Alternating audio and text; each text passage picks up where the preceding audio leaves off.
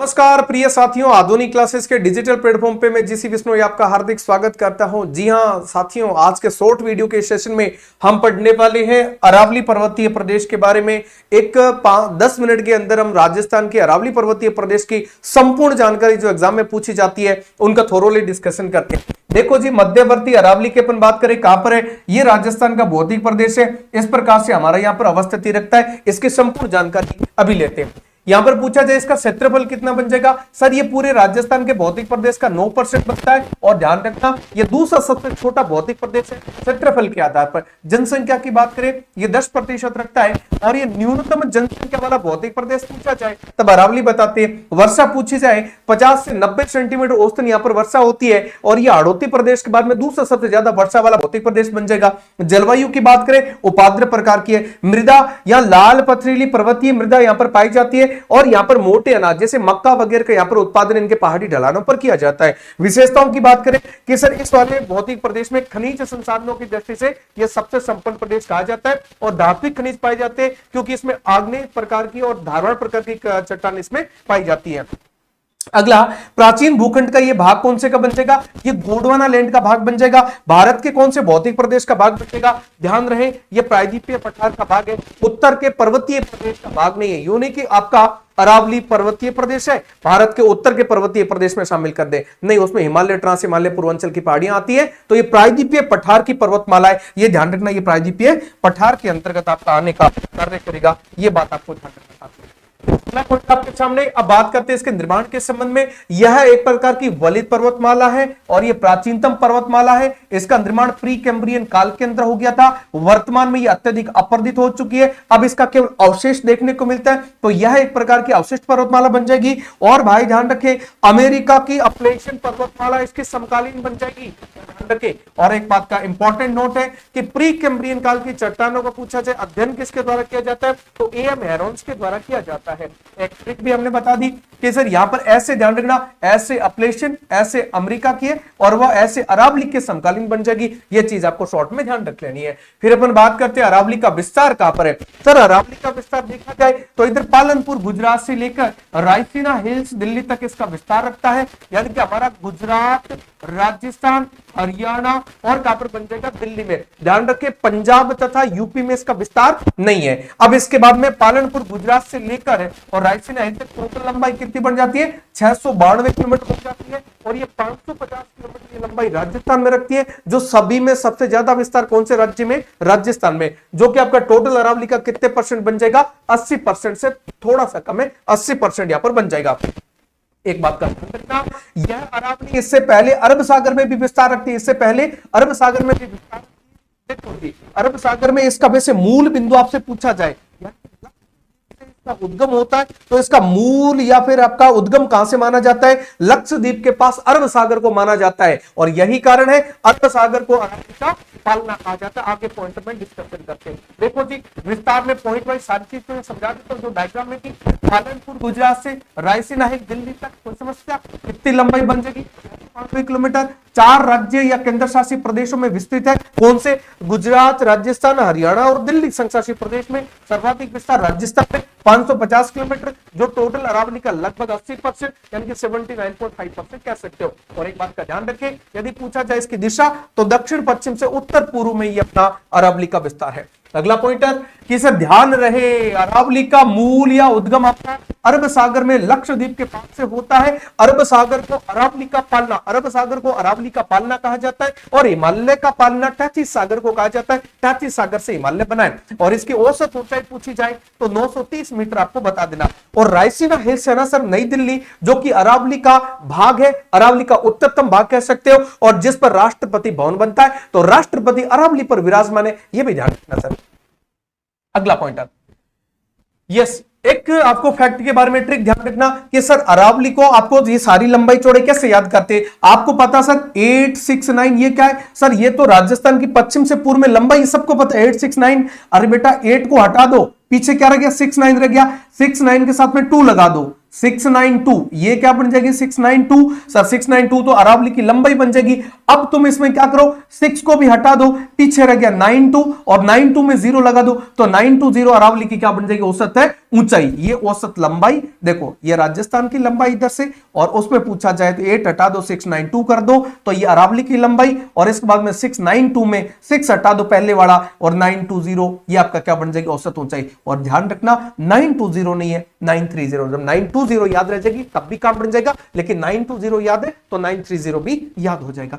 अगला पॉइंट आपके सामने कि सर अरावली का राजस्थान में क्या क्या क्वेश्चन बनते हैं उसकी अपन बात करें तो राजस्थान में देखो, यानी कि खेड़ ब्रह्मा कहां पर बनता है, गुजरात में, ये खेड़ ब्रह्मा है और इसके खेड़ ब्रह्मा अंतिम पॉइंट है, उसके बाद से राजस्थान स्टार्ट हो जाता है। राजस्थान का पहला पॉइंट आपका कौन सा होगा, आबू सिरोही। यहां कह सकते हो आबू सिरोही से खेतड़ी झुंझुनू तक है, यहां मैं कह दूं खेड़ ब्रह्मा से खेतड़ी झुंझुनू, एक ही बात है, ध्यान रखना, क्वेश्चन एग्जाम में पूछा गया। अरावली का राजस्थान में विस्तार खेड़ ब्रह्मा गुजरात या आबू सिरोही से खेतड़ी झुंझुनू तक है, लंबाई 550 किलोमीटर है। कुल अरावली का कितने परसेंट है, 80% बन जाएगा। दिशा पूछी जाए दक्षिण पश्चिम से उत्तर पूर्व बन जाएगी। कितना फैंटास्टिक क्वेश्चन है। अब क्वेश्चन देखो, दक्षिण पश्चिम से उत्तर पूर्व की ओर बढ़ने पर अरावली में कई सारे फैक्टर है, यानी कि ऊंचाई, चौड़ाई, निरंतरता, सघनता, इन पर क्या प्रभाव पड़ता है, इन सभी की सभी चीजों में कमी आती है। यानी कि दक्षिण पश्चिम से उत्तर पूर्व की तरफ आप बढ़ेंगे ना, चौड़ाई कम होगी, ऊंचाई कम होगी, निरंतरता कम होगी, सघनता कम होगी। जैसे कि आपकी पढ़ाई स्टार्टिंग में बहुत एकदम जोशो साथ में स्टार्ट करते, लेकिन जैसे जैसे पढ़ाई आगे चलती है 5, 7, 10, 15 दिन सभी चीजें डिग्रेड होती जा रही है। इसी प्रकार से अरावली की राजस्थान में एंट्री बड़ी धुआंधार होती है, लेकिन एग्जिट एकदम खत्म सी होती है। अगला देखिएगा, अब यहां पर अरावली के कुछ फैक्ट की बात करते हैं। भाई सर्वाधिक ऊंचाई वाला कौन सा जिला बन जाएगा, सिरोही बन जाएगा, जहां से अरावली सबसे ऊंची है। और अरावली का विस्तार सबसे कौन से जिले में बन जाएगा, अरावली का सर्वाधिक विस्तार वाला जिला पूछा जाए तो उदयपुर बता देना। यदि पूछा जाए जहां अरावली की ऊंचाई सबसे कम कौन से जिले में, तो जयपुर में बता देना। और जहां पर अरावली सबसे ज्यादा का न्यूनतम विस्तार, यानी कि जहां सबसे ज्यादा संकड़ी है, कट्टी फट्टी है, वो अजमेर जिला बन जाएगा। ये बात ध्यान रखें। अगला पॉइंट आ गया अरावली की भाई प्रभाव और विशेषता, यहां से क्वेश्चन पक्के आते, सारी चीजों को समझना, पूरा अरावली का एकदम दिमाग में पिक्चर बन जाएगी। पहला पॉइंटर है यह मरुस्थलीकरण के प्रसार को रोकने का कार्य करती है। यही कारण है अरावली का पूर्वी भाग मरुस्थलीय नहीं है और पश्चिमी भाग यहां पर क्या बनता है, मरुस्थलीकरण वाला बन जाता है। क्यों सर, मरुस्थलीकरण का प्रसार पश्चिम से पूर्व दिशा में हो रहा है, अरावली इसको रोकने का कार्य करे, इधर तो मरुस्थल बनता है, इधर वाले भाग में आपका अरावली के मरुस्थलीकरण का प्रसार नहीं होता है। और हमने अभी कहा मध्यवर्ती अरावली सबसे ज्यादा संकड़ी और कटी फटी है, तो कटी फटी और संकड़ी होगी, इस दीवार से पार करके बालू का स्तूप उधर चले जाएंगे। तो फैक्ट क्या लिखा, मध्यवर्ती अरावली सर्वाधिक कटी फटी व संकड़ी है। यही कारण है कि अवरोधी बालू का स्तूप है, अरावली के उस पार भी चले जाते हैं। हमने कहा फागी, जंबड़, चाकसू, जोबनेर, ये आपके इसके पास में जयपुर के आसपास में देखने को मिलते हैं, तो यह इसका प्रभाव भी देखने को मिलता है। अगला दूसरा पॉइंट है, यह वर्षा के वितरण को क्या करता है, प्रभावित करता है। वर्षा के वितरण को प्रभावित कौन करता है, अरावली करता है। कैसे, एक पहली बात तो ध्यान रखा, 50 सेंटीमीटर समवर्षा रेखा कहां से गुजरती है, अरावली से। और ध्यान रखें इसके इधर पश्चिमी मरुस्थलीय प्रदेश में वर्षा 50 सेंटीमीटर से कम और इधर वाले एरिया में 50 सेंटीमीटर वर्षा क्या होती है, अधिक होती है। ये ध्यान रखना।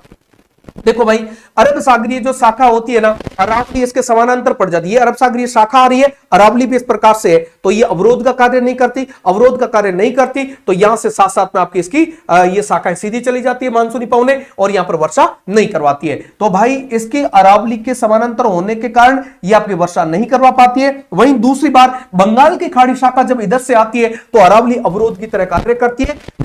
वाले भाग में तो बहुत अच्छी बारिश करवाती है, इधर वाले भाग में बारिश नहीं करवाती है, क्योंकि ये पश्चिमी इस बंगाल की खाड़ी शाखा के लिए वृष्टि छाया प्रदेश बन गया। एक क्वेश्चन आता है कि वृष्टि छाया प्रदेश क्या होता है, जो दीवार के पीछे का एरिया होता है। यदि मानसूनी पवनें कहीं टकरा कर वर्षा कर रही है और पीछे के एरिया में नहीं कर रही है, पीछे के एरिया वृष्टि छाया प्रदेश है। अरब सागरीय शाखा के लिए यह वृष्टि छाया प्रदेश नहीं है, बंगाल की खाड़ी शाखा के लिए यह वाला एरिया वृष्टि छाया प्रदेश है। क्वेश्चन रिपीटेड है, ध्यान रखना। देखो, बंगाल की खाड़ी शाखा के लिए अवरोध का कार्य करती है और अरावली का भाग वृष्टि छाया प्रदेश बनता है तो 50 सेंटीमीटर से कम होती है। वहीं अरावली के पूर्व में पर्याप्त वर्षा 25 से 50 सेंटीमीटर।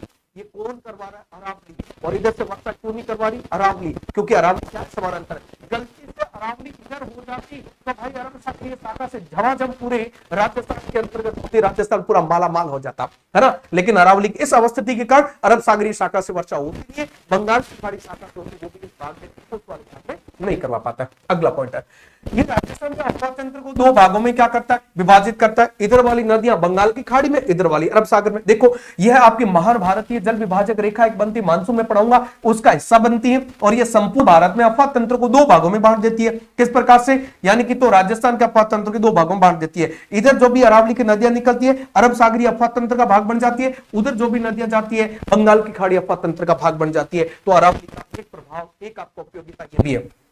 अगला, वन्य जीव जंतु और वनस्पति की दृष्टि से यह सभी भौतिक प्रदेशों में सबसे संपन्न प्रदेश बन जाएगा। अधिकांश नेशनल पार्क कह दो, टाइगर प्रोजेक्ट कह दो, अभ्यारण्य अरावली पर्वतीय प्रदेश में पाए जाते हैं। एग्जांपल की बात करूं, जैसे सज्जनगढ़, कुंभलगढ़, सीता माता, टोडगढ़, माउंट आबू अभ्यारण्य, नाहरगढ़, जम्बू रामगढ़, बस्सी, रणथंभौर और सरिस्का जैसे अभ्यारण्य कहां पर पाए जाते हैं, अरावली पर्वतीय प्रदेश में पाए जाते हैं। वनस्पति देखो तो कुछ ऐसी वनस्पति पाई जाती है जो केवल और केवल आपकी इस आबू पर्वतीय प्रदेश में पाई जाती है, अरावली पर्वतीय प्रदेश में। विश्व में देखो डिगली पटेरा आबूएंसिस घास है ना, विश्व में केवल एकमात्र स्थान आबू पर्वत पर पाई जाती है। दूसरी बात करें, वानस्पतिक शोध संस्थान आपका कहां पर बना हुआ है, माउंट आबू के अंतर्गत आपका बना हुआ है। और सीता माता अभ्यारण्य हिमालय के बाद में सर्वाधिक औषधीय जड़ी बूटियों वाला क्या बन जाता है, स्थान बन जाता है। तो इसका मतलब ये आपका वन और वन्य जीव जंतु से संपन्न क्षेत्र बन जाता है। और देखो वनों के मामले में बात करें तो दक्षिणी राजस्थान में जो आपका क्षेत्र बनता है, यानी कि आप सिरोही की बात कर लो, प्रतापगढ़ की बात कर लो, बांसवाड़ा की, डूंगरपुर की, उदयपुर की, सर्वाधिक वनों वाला क्षेत्र भी यही बनते हैं। देखो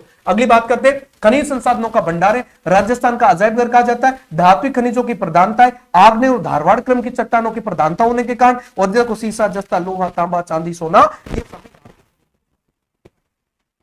आदिवासी जनजातियों का निवास स्थल कही जाती है। भाई दक्षिणी राजस्थान के जो पर्वतीय प्रदेश है वहीं पर अधिकांश सामने क्या पाई जाती है, जो आदिवासी जनजातियां पाई जाती है, जैसे भील हो गया, मीणा हो गया, कथोड़ी हो गया, गरासिया हो गया, डामोर हो गया, ये इस प्रकार से पाई जाती है। लेकिन ध्यान रखना, सास अरावली में नहीं पाई जाती। सास और बहू का नाम सुना होगा, सास अरावली में नहीं पाई जाती। सास से सांसी, सह से सहरिया, सांसी भरतपुर में पाई जाने वाली जनजाति है जो अरावली पर्वतीय प्रदेश में नहीं पाई जाती। सहरिया बारां में पाई जाती है जो कि अरावली पर्वतीय प्रदेश में नहीं है, दक्षिण पूर्वी पठारी प्रदेश की विंध्याचल पर्वतमालाओं के अंतर्गत वो पाई जाती है। अगला, राजस्थान में अरावली पर्वतीय प्रदेश किले, दुर्ग तथा महलों की दृष्टि से संपन्न है। तो सर ये प्राचीन काल में हमारे यहाँ पर सुरक्षा की दृष्टि से बहुत महत्वपूर्ण, कुंभलगढ़ का नाम सुना होगा, चित्तौड़गढ़ का नाम सुना होगा, तारागढ़ का नाम सुना होगा, है ना, जयगढ़ का नाम सुना होगा, नाहरगढ़ का नाम सुना होगा। लेकिन अब क्या करते, वर्तमान में ये पर्यटन की दृष्टि से सबसे ज्यादा रेवेन्यू क्रिएट करते, यानी कि विदेशी मुद्राओं का भंडार बन चुके, क्योंकि आज यहाँ पर लोग देखने आते, इतिहास को तरोताजा करते। तो वर्तमान में ये पर्यटन की दृष्टि से महत्वपूर्ण है, उस समय सुरक्षा की दृष्टि से महत्वपूर्ण है। अरावली नहीं होती राजस्थान में तो इस प्रकार के ऊंचे विशाल दुर्ग दर्रे नहीं मिलते देखने को। अगला क्वेश्चन, इन सभी कारणों से अरावली को राजस्थान की क्या कहा जाता है, जीवन रेखा कहा जाता है मेरे प्यारे साथियों, ये बात आपको ध्यान में रखना। और अगला पॉइंटर, सर यदि अभी ये देखो अरावली की संपूर्ण चर्चा कर ली, अभी अरावली के जो तीन भागों में विभाजन करेंगे, उत्तर अरावली, मध्य अरावली, दक्षिण अरावली, तीनों की चोटियां, उनकी सारी ट्रिक मैं आपको बताने वाला हूं। अब देखो, लेकिन एक बात आपको ध्यान रखना, यदि आप सीईटी की तैयारी करना चाहते हैं, हमारा कोर्स लॉन्च हो चुका है और 699 रुपए का कोर्स आप एप्लीकेशन से जाकर परचेज कर सकते हो। आधुनिक क्लासेस का एप्लीकेशन प्ले स्टोर से डाउनलोड करना है। कोई भी समस्या है, यहां पर आपको नंबर दे रखे डिस्क्रिप्शन में, वहां पर जाकर आप कांटेक्ट कर सकते हो। सर हमें तो केवल जीके पढ़ना, सीईटी का आप केवल जीके पढ़ना चाहते हो, 351 रुपए में आप जीके का संपूर्ण कोर्स टॉपिक वाइज वहां से कर सकते हो। यहां पर वीडियो हो गया, पटवार हो गया, सीईटी हो गया, उसके बाद में आगे पुलिस वगैरह की जितनी जो भर्ती इसके बाद में आती है वहां तक की वैलिडिटी रहेगी। आराम से जीके को जी करके पढ़ना इसको। अगला, यदि सर मुझे तो केवल जीके पढ़ना चाहिए, मैं आरएस तक की परीक्षा दे दूं, मुझे जीके पे कमांड बनानी है, तो साथियों इससे बढ़िया कोई अपॉर्चुनिटी नहीं है। अभी तक आज की डेट में भी कर रखा, 321 रुपए में आप इसको ले सकते हो। ये 999 रुपए का कोर्स होने वाला है। यदि केवल राजस्थान के जीके पढ़ना है, मात्र 201 रुपए में, जो कि आने वाले समय में अभी थोड़े दिन बाद में 551 का कर देंगे। संपूर्ण इंडिया वर्ल्ड का ही पढ़ना है, 201 रुपए में पढ़ लो और 551 रुपए इसका बाद में होने वाला है। जिला दर्शन पढ़ना अभी 99 रुपए में ले लो और 199 रुपए में इसका होने वाला है। हमारी डेली सायंकालीन 8 बजे से 10 बजे यूट्यूब पर फ्री लाइव क्लासेज होती है, जिसमें एमसीक्यू में वो क्वेश्चन पूछे जाते हैं जो आज तक एग्जाम में पूछे गए क्वेश्चन का कलेक्शन दिया जाता है, और आने वाली भर्ती परीक्षा में किस प्रकार के नए पैटर्न पर क्वेश्चन बन सकते हैं उनका जखीरा आपको वहां पर देखने को मिलता है। तो अभी तक हमारे साथ में बने रहने के लिए बहुत बहुत धन्यवाद साथियों। आधुनिक क्लासेज यूट्यूब चैनल को जरूर सब्सक्राइब करना है, प्ले स्टोर पर जाकर आधुनिक क्लासेज का एप्लीकेशन आपको डाउनलोड करना है और वहां पर मिनिमम रेट पर जो आपके कोर्सेज मिल रहे हैं उनका फायदा वहां से उठाना है। अपनी